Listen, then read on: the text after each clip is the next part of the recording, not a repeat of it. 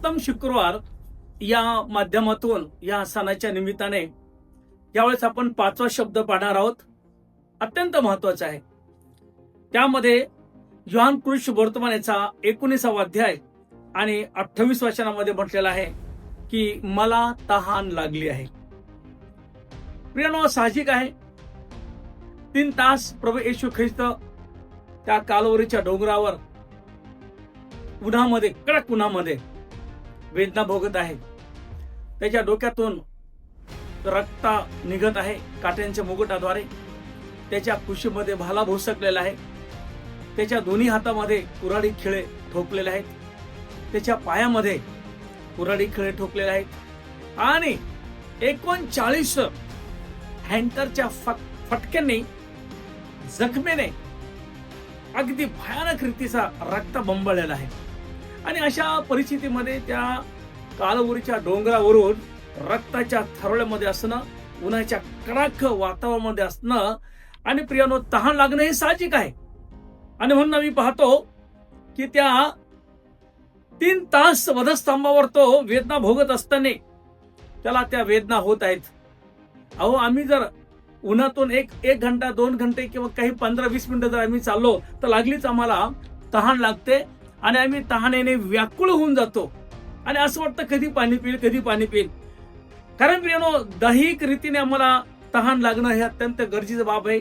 व्याकुळ होणं गरजेचं बाब आहे. आणि भर उन्हात 3 तास वधस्तंभावर 3 खिळ्यावर लटकत राहणं साधी गोष्ट नाही प्रियानो. म्हणून आम्हाला एक नैसर्गिक रीतीने, शारीरिक रीतीने क्षीण होणं, तहान लागणं आणि त्या सर्व ज्या बाबी आहेत, येशू ख्रिस्त पूर्ण मानव आणि पूर्ण देव असताना आम्हाला पाहायला मिळतं की त्या मानवरूपी दैहिकतेच्या माध्यमातून त्याला तहान लागलेली आम्हाला पाहायला मिळतं. प्रियानो, आम्ही जर पाहिलं पवित्र बायबलमध्ये की मनुष्यात ज्या स्वाभाविक भावना असतात जन्मापासून, ते सगळे स्वाभाविक भावना प्रभू येशू ख्रिस्तामध्ये आम्हाला पाहायला मिळतात. रडणे, हळहळणे, कळवळा येणं, त्याचप्रमाणे तहान लागणे, भूक लागणे, दुःख वाटणे, ह्या गोष्टी अत्यंत महत्वाच्या आहेत. हे सगळे स्वभाव आम्हाला येशूमध्ये पाहायला मिळतात. तो जरी देव असला परंतु एक मानव रूप धारण करून तो तुमच्या आणि माझ्यासाठी या जगामध्ये आलेला होता. प्रिय, आम्ही पाहतो पवित्र बायबलमध्ये काही घटना येशूच्या माध्यमातून बायबलमध्ये घडलेल्या आहेत. अत्यंत महत्वाचं आहे. तुम्ही जाणू ना, तुम्हाला माहिती आहे. तरी आजच्या ह्या मला तहान लागली या शब्दाच्या माध्यमातून आम्ही पाहणार आहोत. त्याला तहान लागली परंतु त्याला पाणी कुणी द्यायला तयार नाहीत. त्याची तहान शमवण्यासाठी कोणी नाहीयेत. 3 तास लटकलेला आहे. आजूबाजूची लोक आरडत आहे, ओरडत आहे, त्याची मजा घेत आहेत, परंतु त्याला पाणी द्यायला तयार नाहीत. लक्षात घ्या प्रियानो, ज्या प्रभू येशू ख्रिस्ताने प्रियानो शंभरुणी स्त्रीला पाणी पाजलेलं आहे, जीवनाचं पाणी तिला दिलेलं आहे. लक्षात घ्या, त्याला तहान लागती असं म्हणून तो ज्यावेळेस त्या विहिरीवर जातो त्यावेळेस त्याची तहान तर त्या ठिकाणी शमवली जाते. परंतु त्याच प्रभू येशू ख्रिस्ताने त्या शंभरुणी स्त्रीला आत्मिक पाणी देऊन त्याला शांत केलेलं आहे. लक्षात घ्या. मी पाहतो पवित्र बायबलमध्ये की लाजार हा त्याचा मित्र मेलेला असतो प्रियानो, आणि त्याला त्या ठिकाणी आम्हाला पाहायला मिळतं की तो इतका प्रेमळ आणि इतका जिव्हाळ्याचे त्यांचे संबंध होते प्रियानो, आणि त्यामुळं येशू त्या ठिकाणी रडलेला आम्हाला पाहायला मिळतो. कारण नेहमी येशू ज्यावेळेस जात होता त्यावेळेस त्याचे शिष्य जात होते त्याच्या घराच्या रस्त्या जवळून, त्यावेळेस तिघे भावंड त्याला, त्या येशूला आणि शिष्यांना घरी बोलवत होते आणि त्यांना चहा पाणी आणि जेवण खावण करत होते. हे प्रेम त्यांच्यामध्ये असल्यामुळं, हे हस्त त्यांच्यामध्ये असल्यामुळं, हा कळवळा त्यांच्यामध्ये असल्यामुळं नक्कीच प्रभू येशूला त्यांच्याबद्दलचं प्रेमाने तो रडतोय. लक्षात घ्या प्रियानो. अहो, ज्यावेळेस पहाटे सकाळच्या वेळेस 12 प्रेषित आणि येशू ख्रिस्त रस्त्याने चालले असताना एक अंजिराचं झाड त्याला दिसतं आणि अंजिराचं झाड पाहून त्यांना वाटतं हिरवंगार आहे, यांना वाटतं की नक्की त्या ठिकाणी फळ असणार आहे. त्या आशेने ते जातात आणि समोर जाऊन पाहतात तर त्या अंजिराच्या झाडाला फळ नसतात, पण ते हिरवे असतात. प्रभू येशू त्याच ठिकाणी त्याला शाप देतो. आम्ही पाहतो प्रियानो, येशू ख्रिस्त ज्यावेळेस मंदिरामध्ये जातो त्यावेळेस त्या मंदिरामध्ये क्रय विक्रय आणि बाजार चालू असतो. त्या ठिकाणी वाईट रीतीची परिस्थिती त्या पवित्र मंदिरामध्ये त्याला पाहायला मिळते. त्यावेळेस त्याला राग येतो. प्रियानो, येशूला राग पण येत होता, येशूला भूक पण लागत होती, येशू रडत पण होता, येशूला तहान पण लागत होते. येशूने 5,000 लोकांना जीव घातला. साधी गोष्ट 5,000 लोक, परंतु आज त्याला तहान लागली आहे, त्याला पाणी द्यायला कोणी तयार नाही. लक्षात घ्या प्रियानो, येशूने खडकातून पाणी काढलेलं आहे. खडकातून लोकांसाठी, इस्रायल लोकांसाठी खडकातून पाणी त्याने काढलेलं आहे.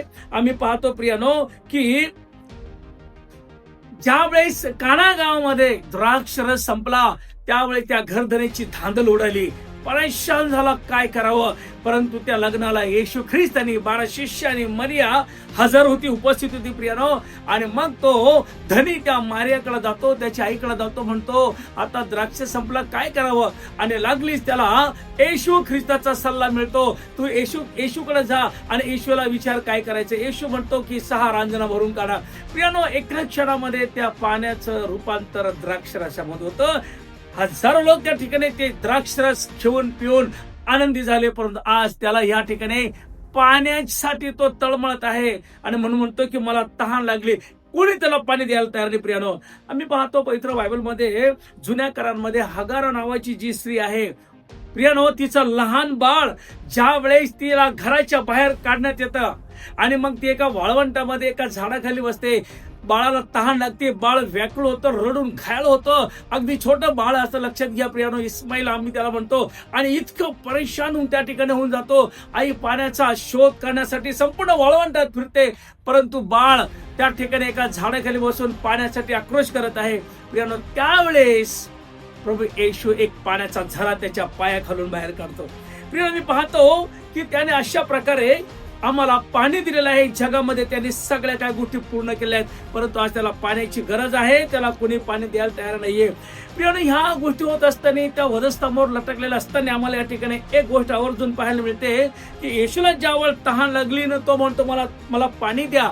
त्यावेळेस प्रियानो, हे रोम शिपाईंनी काय केलेलं आहे की त्याला एक मादक द्रव्य एका त्या बोळ्यामध्ये, एका कापसाच्या बोळ्यामध्ये बुडून त्याला पाजण्याचा प्रयत्न केला. हे काय आहे माहितीये का, हे मादक द्रव्य असं आहे की एक नशेचा तो प्रकार आहे. आणि मग ते नशेचा प्रकार त्या व्यक्तीला, जर वधस्तंभाच्या व्यक्तीला जर लटकलेला त्याला पाजलं, त्याने जर तो पिला तर त्याला ती नशा येते. आणि मग नशा आल्यानंतर मग ते त्याला वेदना, तो त्याला थोड्या सहन करण्यासाठी त्याला थोडीशी मोकळीकता मिळते. परंतु ही जी समोर बसलेले जे लोक आहेत ना, हे सगळ्याचे सगळे लोक त्याची मजा घेतात, आनंद घेतात. हो, त्याच्याबद्दल त्याला त्याची मजा घेऊन त्याला चिडवतात आणि हा नशेत असतो. परंतु येशूने ते मादक द्रव्य बाजूला केलेलं आहे, नाही पिला, तो पिलाच नाही, तो आजू बाजूला केलाय. म्हणून येशूने त्या मादक द्रव्यापासून आपले तोंड फिरवलेलं आहे. प्रिय, मी पाहतो की त्या द्रव्यामुळं शारीरिक इंद्रिय बधीर होतात आणि तो बेशुद्ध होतो, शुद्धीवर राहत नाही. अशा प्रकारचं ते मादक द्रव्य असतं, म्हणून त्याने ते सगळं बाजूला सारलेलं आहे. आम्ही पाहतो प्रियानो, पवित्र बायबलमध्ये आज नेमके येशू ख्रिस्ताला कशाची तहान लागलेली आहे हे आपण पाहिलं पाहिजे. कसली तहान लागली त्याला खरोखर तहान लागली का? पाण्याची 100%. परंतु आध्यात्मिक रीतीने त्याला तहान कोणची लागलेली? दैहिक रीतीने त्याला पाण्याची तहान लागणं साहजिक आहे, कारण 3 तास तो वधस्तंभावर लटकलेला आहे. 100% त्याला तहान लागणं गरजेचं. परंतु आत्मिक रीतीने येशूला कशाची नेमकी तहान लागलेली आहे? नंबर 1, येशूला आमच्या प्रत्येक आत्मेची तहान त्याला लागलेला आहे. अहो, तो नवीन मेंढरू सोडून देतो आणि एका मेंढरासाठी तो ज्यावेळेस संपूर्ण डोंगर भटकतो आणि त्या मेंढराचा शोध करतो. अशा प्रकारे बरेच लोक जगामध्ये आहेत की व्यसनाधीन आहेत, अत्यंत परिस्थितीने गांगरून गेलेले आहेत, आजारामध्ये आहेत, भयानक आजार त्यांना जडलेले आहेत. घराची परिस्थिती, पती आणि पत्नीचं भांडण, एकमेकावर संशय आणि अक्षरशः आपल्या स्वतःच आत्महत्या करण्यास ते तयार आहेत. परंतु ते विश्वासणारे आहेत, देवाचं भय बाळगणारे आहेत. अशा प्रत्येक भटकलेल्या मेंढरांची एकत्रित येण्याची त्याला तहान लागलेली आहे की त्याने माझ्या सोबत असावं. एकही पापी मरावं अशी त्याची इच्छा नाहीये. लक्षात घ्या प्रियनो. आणि म्हणून देवाला अशा लोकांची तहान लागलेली आहे जे देवापासून दूर आहेत, भटकलेले आहेत, हरवलेले आहेत. त्या प्रत्येकाने कळपात यावेत अशी त्याला तहान लागलेली आहे. म्हणून प्रियानो, आम्ही हेही पाहतो की पवित्र बायबलमध्ये गलती करायच्या पुस्तकामध्ये 5वा अध्याय आणि 21 आणि 22 मध्ये जे आत्मिक फळं त्यांच्यामध्ये असायला पाहिजेत, त्या आत्मिक फळांची तहान प्रभू येशूला लागलेली आहे की ते फळ त्यांच्यामध्ये असावं. प्रिय, आम्ही पाहतो की बरीच लोक विश्वासापासून बहकलेले आहेत, विश्वासापासून दूर गेलेले आहेत, प्रभूच्या विधीपासून दूर गेलेले आहेत. त्या प्रत्येकाने देवाच्या सान्निध्यात यावं आणि विश्वासात राहावं याची तहान त्यांना लागलेली आहे. प्रियानो, आम्ही जर या गोष्टीबद्दल पाहिलं कधी कधी तर प्रियानो, आश्चर्य आम्हाला वाटतं की बरेच लोक आज प्रभूला सोडून भटकलेले आहेत, परंतु एकही पापी मरावा अशी देवाची इच्छा नाही. लक्षात घ्या प्रियानो, आम्हाला स्वतः कशाची तहान लागली हा एक फार मोठा प्रश्न आहे. आम्हाला स्वतः मला कशाची तहान लागलेली आहे? नंबर 1, जगात राहत असताना पैशाची ताण, प्रॉपर्टीची तहान, गाड्या घोड्यांची ताण, धनाची ताण, शेतीवाडीची तहान, संपत्तीची ताण, मान पान सन्मानाची तहान, खुर्चीची तहान, मोठमोठ्या पदाची तहान. लक्षात घ्या प्रियनो. आणि आम्ही पाहतो की प्रतिष्ठेची तहान आम्हाला लागलेली आहे, मोठेपणाची तहान लागून आम्हाला दुसऱ्यांशी स्पर्धा करण्याची तहान आम्हाला लागलेली आहे. एकमेकांचे हेवे दावे, एकमेकाबद्दलचं वाईट मत आणि कुटकारस्थान करण्याची तहान आज आम्हाला लागलेली आहे पाच जगामध्ये. लक्षात घ्या प्रियनो, या तहानेने आम्ही ग्रासून गेलेलो आहोत. नंबर 2, आम्ही पाहतो की जगी तहान काय आहे. नंबर 1, स्वार्थ, गर्व, ईर्ष्या, मीपणा, मत्सर, अशा प्रकारची तहान आज आम्हाला लागलेली आहे जगामध्ये. प्रियनो, ज्याप्रमाणे यहुदाला तहान लागली होती येशू ख्रिस्ताला मी कधी धरून देईन, यहुदाला तहान लागली होती की येशूला मी कधी फटके त्याला देईल ह्या लोकांच्या हाताने, याची तहान त्याला बऱ्याच दिवसापासून लागली होती. परंतु शेवटी वेळ आली आणि येशूला त्याने धरून दिलेलं आहे, याची तहान त्याला लागली होती. प्रियनो, मी पाहतो की आज वधस्तंभाला साक्षी ठेवून आम्ही आमची अंतःकरणे आम्ही आज उघडी केली पाहिजेत. वधस्तंभाला साक्षी ठेवून की आज ज्या गोष्टी, ज्या अनिष्ट मी आतापर्यंत करत आलेली आहे, आज ती मी बाहेर फेकून दिलेली आहे. प्रियानो, असं जर आम्ही करू तर नक्कीच येशूची तहान शमवली जाणार आहे. वाईट गोष्टी ज्यावेळेस आम्ही आमच्या जीवनातून काढून टाकू, नक्कीच येशूची तहान शमवली जाणार आहे. आमच्या अंतःकरणामध्ये ज्याही गोष्टी आहेत प्रियानो वाईट रीतीने, त्या आम्हाला काढून टाकायच्या आहे आणि आमच्या अंतःकरणामध्ये फक्त आणि फक्त पवित्र आत्म्याने कार्य करावं. प्रियानो, असं जर आम्ही केलं तर देवाची नक्कीच त्याची आत्मिक तहान शमवली जाणार आहे. प्रियानो, आत्म्याला कोणीही विझू नका, परंतु बरेच लोक आज आत्म्याला विझवण्याचा प्रयत्न करतात. परंतु आज आम्ही तीही काळजी घेणार आहोत. जर येशूची ताण भागवायची आहे तर कोणाच्याही आत्म्याचा नाश आम्ही करणार नाही किंवा आमचे कोणाचे आत्मे दुखवले जाणार नाही. प्रियनो, त्यावेळेस येशूची तहान त्या ठिकाणी भागवले जाणार. मग आमच्यातून प्रभूच्या कृपेने जिवंत पाण्याचे झरे वाहतील, मग आम्ही आशीर्वादित होऊ.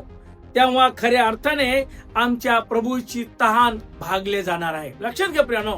म्हणून प्रभूला तहान जी लागलेली आहे ना, प्रत्येक पाप्यांची तहान त्यांना लागलेली आहे, प्रत्येक विश्वासणाऱ्यांची तहान त्यांना लागलेली आहे. जे भटकलेले आहेत, व्यसनामध्ये आहेत, हरवलेले आहेत, अशा लोकांची तहान त्याला लागलेली आहे. म्हणून या शेवटच्या काळामध्ये त्याची जर तहान शमवायची असेल तर आम्ही आत्मेने खरेपणाने त्याची भक्ती, त्याची प्रार्थना, आराधना करूया. प्रभू येशू, तूच देव आहेस, तुझ्याशिवाय अन्य देव मला कोणीच नाहीये, तू केवळ तारणार आणि उद्धार करणार आहे, असा विश्वास आम्ही ठेवून जर आम्ही जीवन जगू तर खरोखर येशूची तहान शमवले जाणार आहे. हे करण्यासाठी देव तुम्हाला सहाय्य करो. God bless you.